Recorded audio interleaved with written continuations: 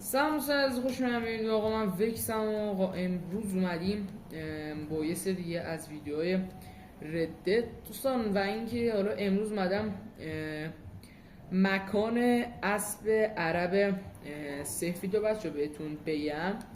حالا خیلی مثلا حالا معتقدن که حالا این اسب لژندریه و اینکه حالا یه اسب لژندریه و اینکه حالا من خودم حالا نمیدونم که آیا لژندریه یا نه.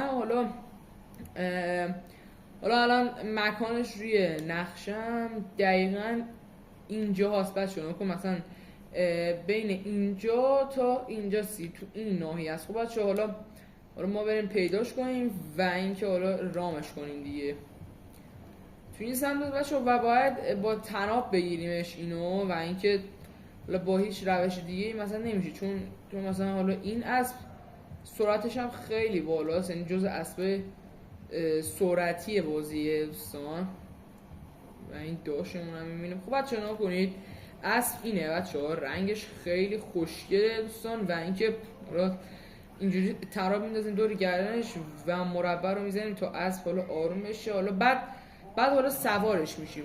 موقعی که سوار شدیم خلاف جهت هر جایی که اسب میره ما باید این شوک سمت چپ و ما باید به همون سمت باید حرکت بدیم بچه ها. و حالا رام کردنش هم بچه یه ذره سخته و اینکه حالا چون حالا اسبای عرب کلا یه اسبای خیلی کم طاقت و حالا تقریبا یه طور زیاد شجاع نیستن این اسبا و اینکه بیشتر اینا سرعتش رو خیلی حالا ما این اسبا حالا رام کردیم بچه‌ها. حالا الان حالا بیاد زین رو روش بندازیم. حالا این اسب قبلیمونه. حالا اینجا زین رو از روی این ور میداریم و میندازیم روی این. حالا باید بریم با هم دیگه مشخصش رو با هم ببینیم که این اسب مثلا چقدر خوبه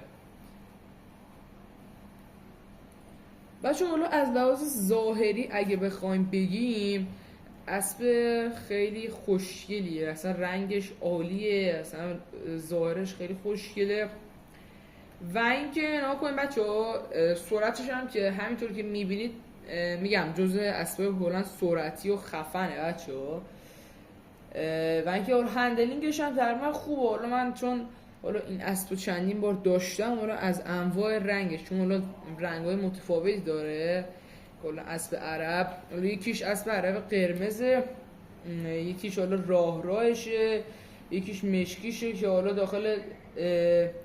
داخل استبل سنت دنیز میتونید پیداش کنید اونو و اینکه حالا قیمتش هم حالا یه ذره بالاست که حالا بعدا واسهتون ویدیو آموزش حالا گرفتنشو براتون میذارم بچه‌ها.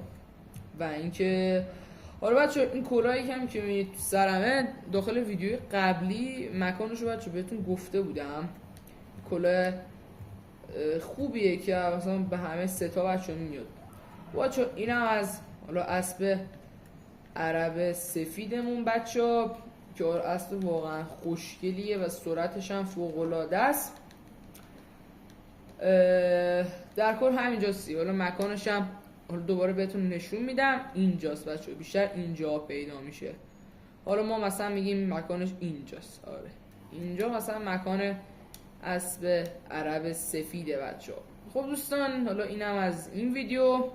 امیدوارم که از این ویدیو خوشتون اومده باشه. اگه از این ویدیو خوشتون اومد ما رو حمایت کنید. ممنونم. تا ویدیو بعدی فعلا.